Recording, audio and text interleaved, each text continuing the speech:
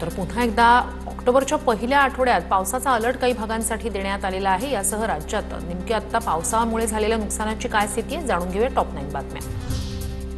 ओल्या दुष्काळाच्या निकषाप्रमाणे दिवाळी आधी मदत देणार ऑगस्टपर्यंतच्या नुकसानाची 2215 कोटींची मदत वितरित करण्यास सुरुवात, मुख्यमंत्री फडणवीसांची माहिती।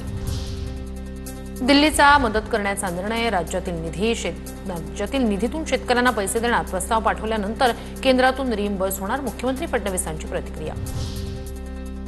शेतकऱ्यांच्या मदतीबाबत मोदींसह शहांना निवेदन, केंद्र आणि राज्य सरकार पूर्णपणे शेतकऱ्यांच्या पाठीशी, उपमुख्यमंत्री शिंदेंकडून ग्वाही। बँकांना निर्देश दिले आहेत, कुठेही वसुली करू देणार नाही, धाराशिवमधील कर्जवसुलीच्या नोटिशीनंतर फडणवीसांकडून स्पष्ट।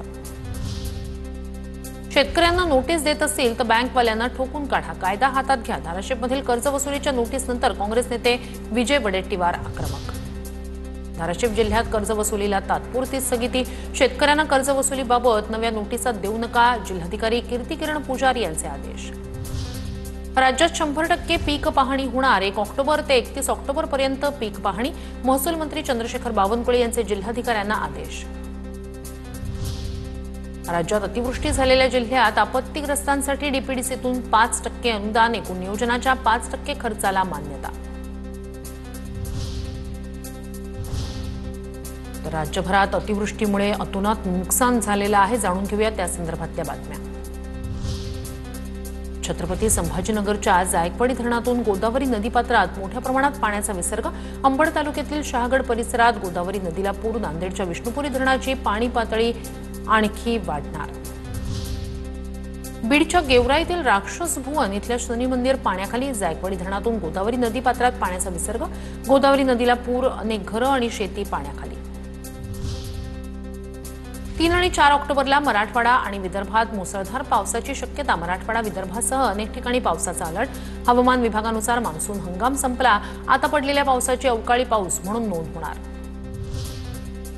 बीडच्या गेवराई तालुक्यातील तपेनिमगावमधील तपेश्वर मंदिरात पाणी शिरलं, जायकवाडी धरणातून गोदावरी नदीत मोठ्या प्रमाणात विसर्ग होत असल्यानं नदीला पूरस्थिती। पावसामुळे भोकरदन तालुक्यात 62,000 हेक्टर क्षेत्रावरील पिकांना फटका, मका, सोयाबीन, कापूस, मिरची पिकाचं नुकसान, प्रशासनानं तात्काळ आर्थिक मदत द्यावी, शेतकऱ्यांची मागणी। धाराशिवच्या भूममधील अंजनसोंडा गावात अतिवृष्टीमुळे कोबीचं पीक संपूर्णपणे नष्ट, शेतकऱ्याला मोठा आर्थिक फटका, पंचनामा करून नुकसान भरपाई द्यावी, शेतकऱ्याची मागणी।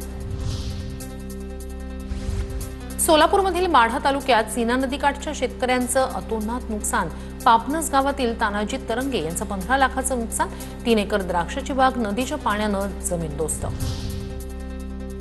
बीडच्या ॲडव्होकेट बीडी हंबर्डे महाविद्यालयाकडून पूरग्रस्तांसाठी शहरात मदत फेरी, आष्टीतील शेतकऱ्यांना मदत मिळावी यासाठी शेकडो विद्यार्थी फेरीत सहभागी, मिळालेल्या निधीतून गावागावात मदत देणार।